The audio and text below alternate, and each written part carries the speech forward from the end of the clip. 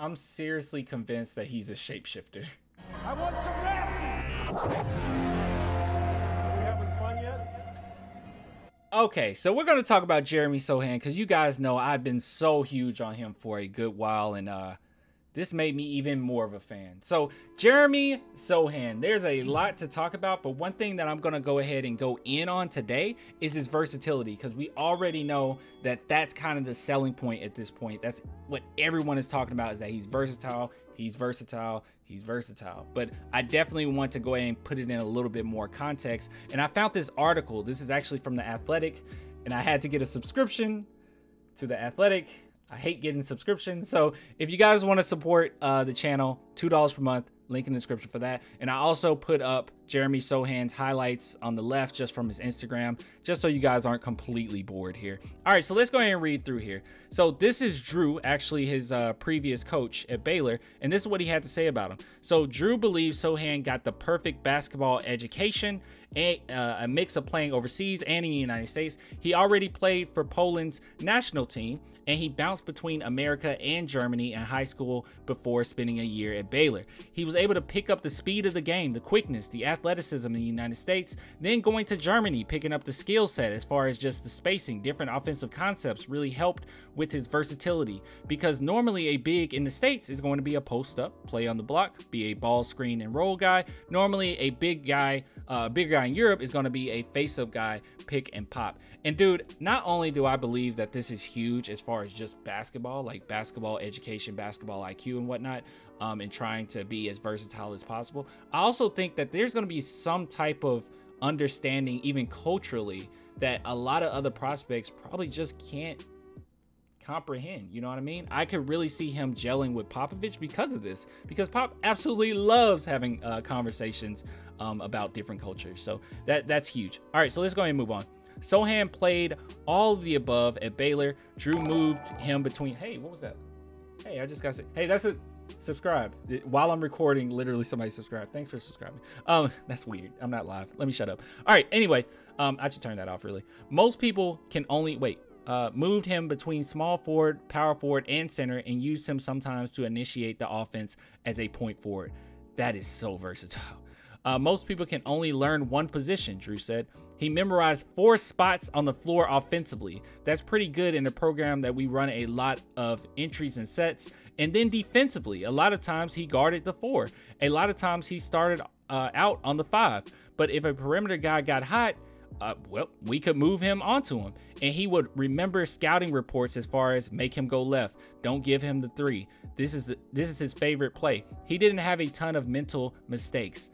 That is another level, okay? That is another level of versatility. That's another level of IQ, and that's something that you just don't get every single day. So a lot of people that's saying, hey, why didn't we get Jalen Duren?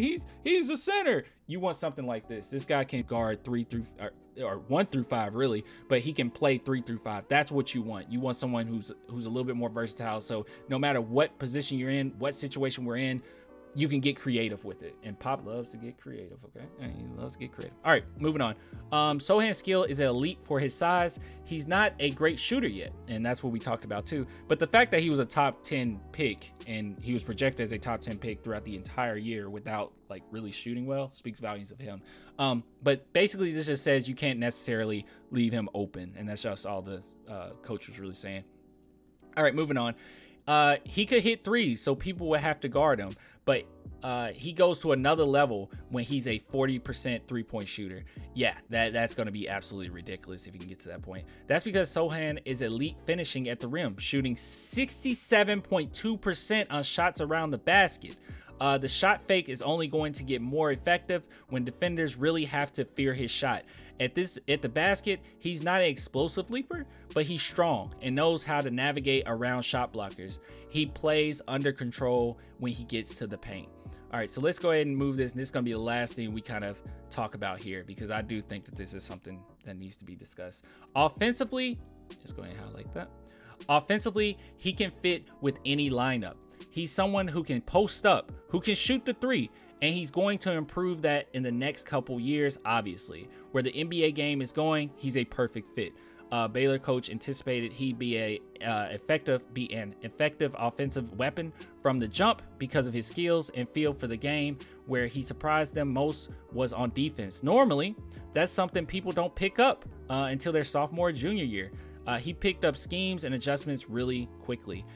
There were times in the huddle where he was the energy giver, the voice the guys listen to. His energy is contagious. His passion is contagious. His leadership skills are a gift. Defensively, he made Baylor's better with his voice. You can see him talking teammates through these actions and then quickly reacting to tag the roller to draw a charge in this clip below. And yeah, obviously I can't show the clip, but yeah, but that's besides the point. Guys, all I was trying to get at is that he's extraordinarily versatile. So if you're going out there and you're just watching the highlights of him and you're saying, well, the highlights doesn't really show much, I mean, it's nothing here. He's not flashy. It's not going to be something that you're going to realize until you actually watch him play, or when we actually get to see minutes, because he is a super high IQ player and he fits in perfect with someone like Joshua Primo. Just perfect, because as we know, Josh doesn't necessarily need, or at least, you know, you should know this, Joshua Primo doesn't necessarily need a huge screener or anything. Not to say he's a bad screener, you know, Sochan's not a bad screener, but he doesn't necessarily need that. But he would fit into the mold of what the Spurs are doing as far as what direction we're going. And it feels as if, and it could just be me, but I'm gonna do more videos on this, but it just feels as if we're kind of tailoring towards Josh Primo slowly but surely. And I think that this is a player that fits perfect with just about any team, but definitely with someone like the Spurs who can work on his jump shot, someone who Popovich will have a lot of good times with, all right, being able to figure out where he wants to put him. It's just going to be a lot of fun to watch, and he's going to be able to move all around the court. He's going to be so disruptive, and I love to see it. So anyways, I just wanted to relay some of that information to you guys. Sorry if I stumbled over my words a little bit. I'm so tired to do that stream. That was a long stream the other night. So anyways, I'll get with you guys later, man. Until next time, deuces.